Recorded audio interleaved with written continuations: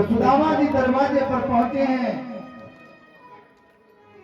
और जब द्वारपालों ने भगवान से कहा, प्रभु एक विरक्त ब्राह्मण आपसे मिलने आया है, अपना नाम सुदामा बता रहा है, तो भगवान दौड़े दौड़े चले आए। जिनका अंग रखा गिर गया, जिनका माथे पर मुकुट गिर गया, और अपने मित्र से मिलने के लिए दौड़ दौड़ के आए, अपने हृदय से लगाया और अपने उस मित्र को भीतर ले गए, बिठाया। रुक्मणी से कह, रुक्मणी जाओ, जल लेके आओ, आज हमारे घर हमारे ब्राह्मण देवता आए हैं, लेकिन चरण भरे। रुक्मणी जल लेने गई,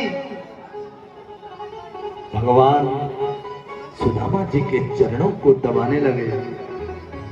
चरणों को दबाते दबाते जब चरणों के नीचे कंटक कांटे लगे हुए, खून बहता हुआ दिखा, भगवान के नेत्रों से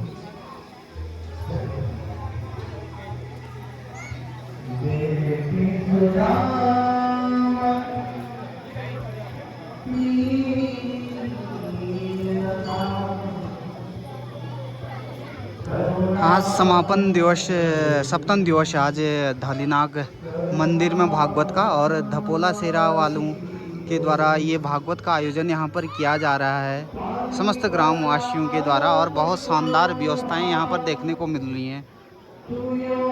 धौलीनाग देव जी का ये मंदिर, इष्ट देवता हमारे धौलीनाग देव जी, ऐसे 8 नागों का मंदिर हर पर्वत श्रेणी पर यहाँ पर बना हुआ है। तो इस मंदिर में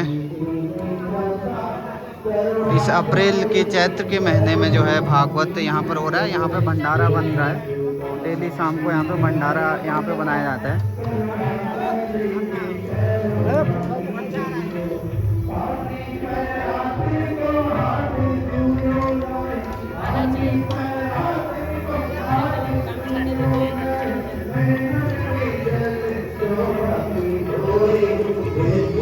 और लोगों की लगभग 700-800 लोग हर दिवस को यहाँ पर रहते हैं भागवत श्रवण के लिए।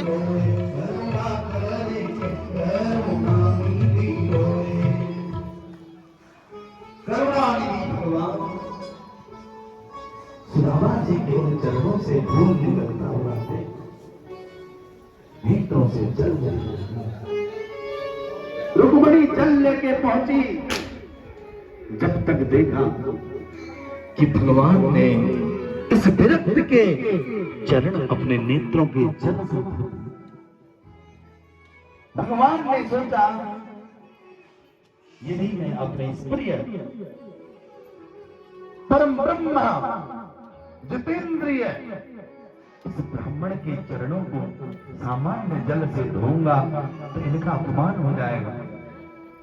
यदि मैं गंगा जल से इनके चरणों को धोऊंगा तो ये गंगा जल भी मेरे चरणों से निकल करके ब्रह्मलोक से आया है। अपने चरणों से निकले हुए उस जल से मैं इस ब्रह्म देवता के चरण नहीं धो सकता।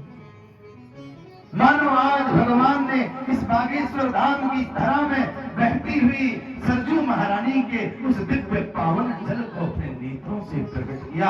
सरमूल की धारा से निकल के मानो वो दिव्य पावन सरजू महारानी का जल प्रकट किया और सुदामा जी के चरणों को धो दिया।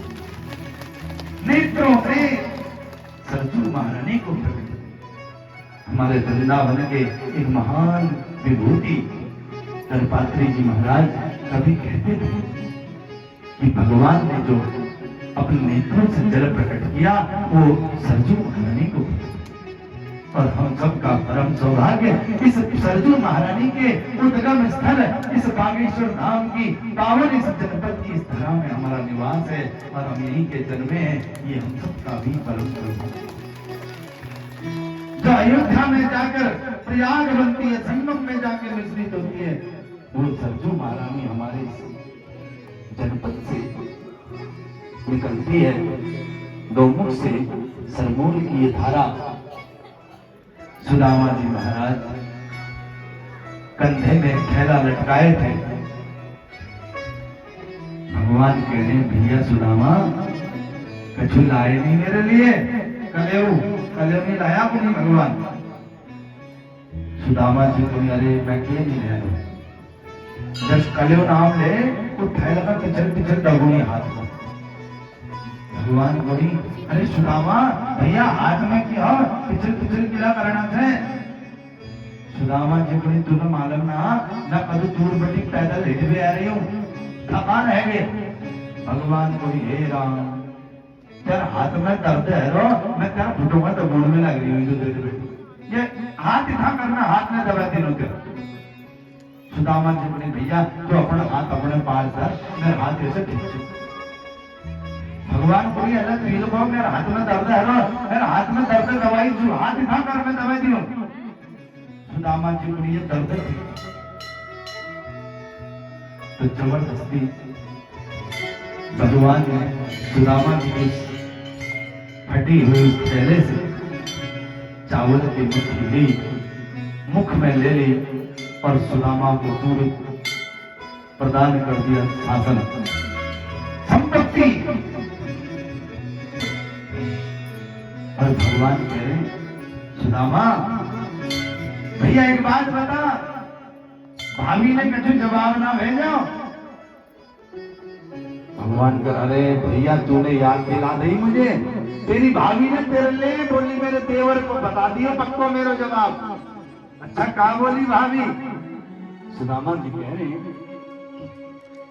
सुशीला बहुत ने क्या शानदार कहा? व्यवस्थाएं धालीनाग मंदिर में धपोला से दो पाठ में दो एकादशी हो, प्रभु मेरे घर में तो नित्य एकादशी हो। हे प्रभु इस संसार में एक मास के दो पाक में एक महीने के दो पक्ष हैं, शुक्ल पक्ष कृष्ण पक्ष, इन दो पक्षों में दो एकादशी होती है, लेकिन प्रभु मेरे घर में तो हमेशा एकादशी बनी हुई है। भगवान ने कहा भैया सुदामा बात सुन, मेरा जवाब भी कह दियो भाभी को जाके। अच्छा क्या बोलूंगा? होनी सी जो हो गई अब ना ऐसी हो, भाभी तेरे घर में तो नित्य द्वादशी हो। कि जो होना था हो गया भाभी, अब हमेशा द्वादशी होगी, क्योंकि द्वादशी का भगवान का भोग लगता है, अनेकों व्यंजन बनते हैं और प्रसाद ग्रहण किया जाता है। बोल दिया अब तुम्हारे घर में कभी कोई कमी नहीं रहेगी। तो सुदामा जी भिक्षा लेने के लिए सबके पास आ रहे, अवश्य कुछ न कुछ सुदामा जी को भिक्षा। सुदामा जी सभी भक्तों के पास पहुंचे, भिक्षा ले रहे और सुदामा जी महाराज वहां से भिक्षा दिखाया नहीं, लेकिन दे सब कुछ दिया। सुदामा जी काम नहीं सुनते क्या? सुदामा जी पहुंचिए सबके पास, ये सारे द्वारकाधीश बैठे, आज आपको भी त्रिलोकी का पूरा शासन भंडार भर के देने वाले हैं सारे हमारे द्वारकाधीश। आप सभी द्वारकाधीश हैं और हमारे सुदामा जी की इस झोली को अवश्य कुछ न कुछ भरे। और सुदामा जी जब वहां से लेकर जाने लगे तो सोच रहे इस द्वारकाधीश ने मुझे कुछ दिया नहीं, दिखाया नहीं। तो अन्य वीडियोस देखने के लिए चैनल अरे को हम लाइक देने शेयर वाले सब्सक्राइब हैं, जरूर कौन? करें। नागदेव वीडियो आप देख रहे हैं, हमें भी और कथा किसी ने धालीनाग दिया मंदिर। है, हम अपना कुछ नहीं दे रहे, हम कुछ लेके नहीं आए थे।